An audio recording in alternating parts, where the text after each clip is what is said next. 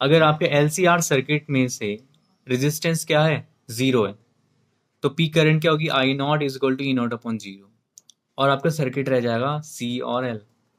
If अगर capacitor क्या है, चार्ज है, और धीरे धीरे वो डिस्चार्ज होता है, आपके अपनी एनर्जी ये डिस्चार्ज होता है, तो कुछ इलेक्ट्रिक करंट क्या हुआ, फ्लो होगा इंडक्टर की तरफ, और जब इंडक्टर की तरफ कुछ एनर्जी फ्लो होगी तो इंडक्टर में इंड्यूस EMF प्रोड्यूस होगा, और जब इंड्यूस EMF प्रोड्यूस होगा तो उसकी वजह से इंड्यूस करंट प्रोड्यूस होगा, और जब इंड्यूस करंट प्रोड्यूस होगा तो फिर से अगेन कैपेसिटर क्या हो जाएगा, चार्ज होने लग जाएगा। तो यहां पे होगा क्या, यहां पे कैपेसिटर में इलेक्ट्रिक फील्ड एनर्जी और इंडक्टर में मैग्नेटिक फील्ड एनर्जी, ये दोनों एनर्जी यहां पे क्या करेंगे, ऑसिलेट करेंगे।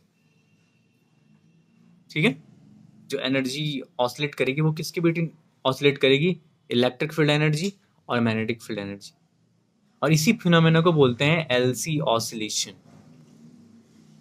ठीक है, ये एक तरह का एप्लीकेशन ही है रेजोनेंस फ्रीक्वेंसी का ही। LC ऑसिलेशन कैसे समझ सकते हैं कि स्टार्टिंग में आपका C और L कनेक्टेड नहीं है, तो लेकिन इसके पास यहाँ पे UE कौन सी कितनी एनर्जी रहेगी, UE एनर्जी रहेगी Q² upon 2 capital C। Capacitor के पास क्या energy stored in a capacitor Q²/2C, और U भी क्या रहेगा, इंडक्टर में कोई भी एनर्जी स्टोर्ड नहीं रहेगी स्टार्टिंग केस में। जैसे ही हम इनको क्या करेंगे, कनेक्ट करेंगे, क्या करेंगे, कनेक्ट करेंगे,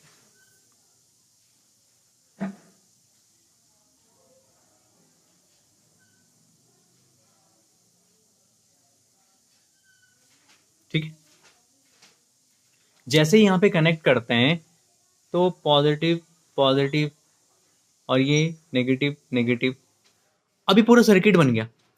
तो यहां से कैपेसिटर से L में क्या होगा, एक करंट फ्लो होगी I।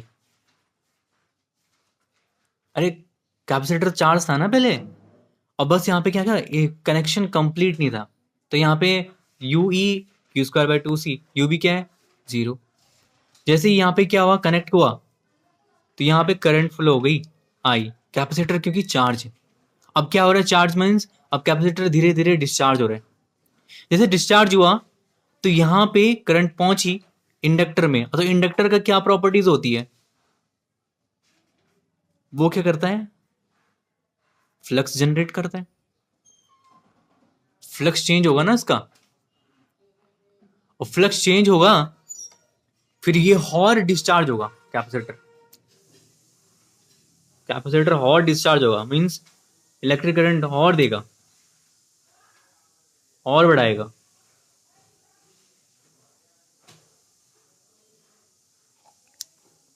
इलेक्ट्रिक करंट क्या करेगा, और इंक्रीज करेगा, इतनी इंक्रीज करेगा कितनी, मैक्सिमम आई नॉट के बराबर। I naught is equal to E naught upon 0। 0 means वो रेजिस्टेंस 0 है वहां पे एक पीक करंट तक का, तो रेजिस्टेंस 0 तो क्या हुआ, इसका L और C के टाइम में भी तो जेड इम्पिडेंस होता है, कुछ क्या होता है, √R² प्लस L और C में, R² 0 है plus XC minus XL whole square, तो वो वाला टर्म रह जाएगा सिर्फ इम्पिडेंस में। पीक करंट आएगी, जैसे पीक करंट पहुंचेगी अब यहाँ फ्लक्स और ज्यादा चेंज होने लग गया, हाई चेंजेस और ज्यादा चेंज हो गया। जब फ्लक्स चेंज होगा ज्यादा मात्रा में तो इंड्यूस EMF प्रोड्यूस हो जाएगा, और जब इंड्यूस EMF प्रोड्यूस हो जाएगा, अभी पूरी तरह से डिस्चार्ज हो गया, अब इसके पास कितनी पोटेंशियल एनर्जी बच गई, UE इक्वल टू 0, और इसके पास कितना आ गया, UB इक्वल टू, हमने फाइंड करा था पहले भी, 1/2 LI², और ये I कौन सा है, मैक्सिमम वाला I0²। समझ में आ रहा है। अब जब ये ज्यादा इसका मतलब क्या हुआ, इंड्यूस ईएमएफ प्रोड्यूस हो जाएगा, फिर ये क्या करेगा, आगे इंड्यूस करंट प्रोड्यूस करेगा। अभी किसकी तरह काम करने लग जाएगा, एक इंडक्शन की तरह, और इसकी वजह से फिर क्या होगी, अब यहाँ करंट फ्लो हो गया आगे। फिर से आपको कौन सा डायग्राम मिलेगा पता है, सी का, फिर से ये वाला डायग्राम मिल जाएगा, और इस तरह से ये करंट यहाँ पे क्या करते रहेंगे, ऑसिलेट करते रहेंगे। कौन सी, ये वाली एनर्जी और ये वाली एनर्जी, और इसी फिनोमेना को बोलते हैं एलसी ऑसिलेशन। यहाँ पे हमने क्या लिखा, हमने ये तो लिखा कि एलसी ऑसिलेशन में क्या होता है आपका, कि एल और सी कैपेसिटेंस और इंडक्टर इस तरह से कनेक्टेड रहता है यहाँ पे, और इनकी जो ये कितनी फ्रीक्वेंसी होती है at that time, nu is equal to 1/2 pi under root 1/LC, means ये रेजोनेंस फ्रीक्वेंसी रहती है। और अगर कैपेसिटर गेट्स डिस्चार्ज तो एक करंट सेंड करेगा किसकी तरफ, इंडक्टर की तरफ, और इंडक्टर में क्या होगा, इंड्यूस ईएमएफ क्रिएट होगा, और फिर वो इंडक्टर चार्जेस करेगा किसको, फिर कैपेसिटर को अगेन, और जब चार्ज करेगा कैपेसिटर को अगेन तो एनर्जी ऑसिलेट करेगी इन दो एनर्जीज के बीच, इलेक्ट्रिक फील्ड एनर्जी जो कि कैपेसिटर में होगा, और मैग्नेटिक फील्ड एनर्जी जो कि इंडक्टर में होगा, और इसी फिनोमेना को बोलते हैं हम एलसी ऑसिलेशन। अरे हाँ ना बोलो, क्वेश्चन में कह रहा है एक एलसीआर सीरीज सर्किट है जिसमें L 100 milli henry, capacitor 100 microfarad, capital R 120 ohm, जो कनेक्टेड है किसी एसी सोर्स से, और उसका ईएमएफ है 30 volt sine 100 s inverse multiply t. Find the impedance, peak current and resonant frequency of the circuit. Very very simple question, हो जाएगा। फिर से बता देता हूँ कैसे। इम्पिडेंस निकाला हमने, एलसीआर सर्किट के लिए कितना होता है, Z equal to under root R square plus X C minus XL whole square. Net reactance कितना हो जाएगा, X equal to X C minus XL. पहले आप इस पार्ट को निकाल दे रहे हो, और वो क्या होता है, एक्स सी 1/ओमेगा सी, एक्सएल ओमेगा एल। आपके पास ईएमएफ दिया है क्वेश्चन में 30 volt sine 100 second inverse into t, 30 volt. इस पूरी क्वेश्चन को इससे कंपेयर कर दो, E equal to E naught sine omega t, E naught की जगह में ये और ओमेगा के प्लेस में 100 सेकेंड इनवर्स। यहाँ पे ये भी लिख लो कि ई नॉट कितना आया कंपेयर करके, वो आया 30 वोल्ट। बस अब आप क्या कर दो, इस वैल्यू को यहाँ पुट कर दो, ओमेगा की, सी माइक्रो फैरड दिया था 100 माइक्रो फैरड, तो 100 इंटू 10⁻⁻6, फिर ओमेगा और एल दिया था 100 मिली हेनरी, तो 10⁻³ हो गया। थोड़ा सा सिंपली कैलकुलेशन कर दो इसको।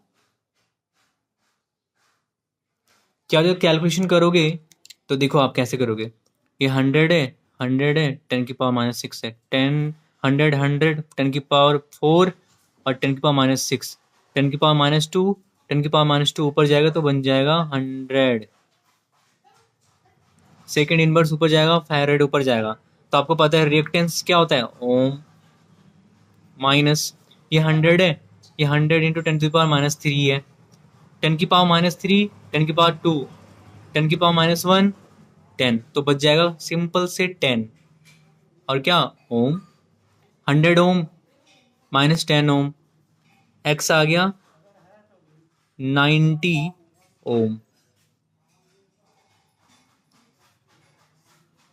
अब आप जेड निकाल सकते हो, रिएक्टेंस आपको पता है आर 120 ओम है, तो द इम्पीडेंस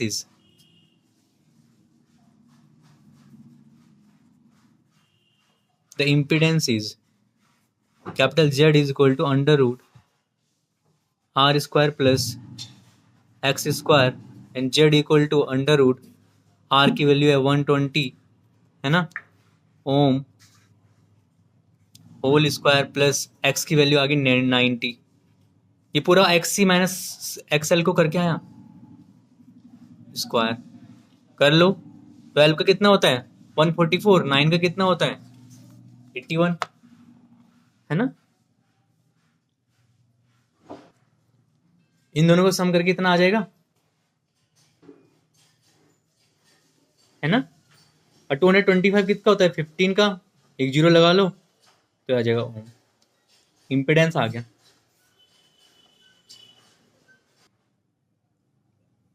ठीक है, पी करंट निकाल लेंगे और रेजोनेंस फ्रीक्वेंसी आ जाएगी।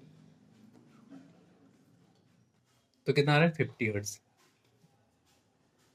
नेक्स्ट टॉपिक है पावर इन एसी सर्किट।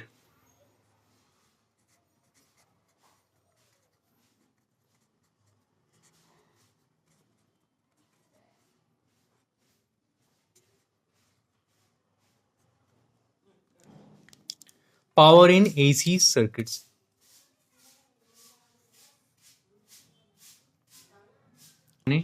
कि पावर इन एसी सर्किट्स, अगर किसी भी एसी सर्किट में ईएमएफ इतना अप्लाइड हो रहा हो और करंट वो इतना रिजल्ट दे रहा हो, I naught equal to sine omega T, तो उसका वर्क कितना होगा।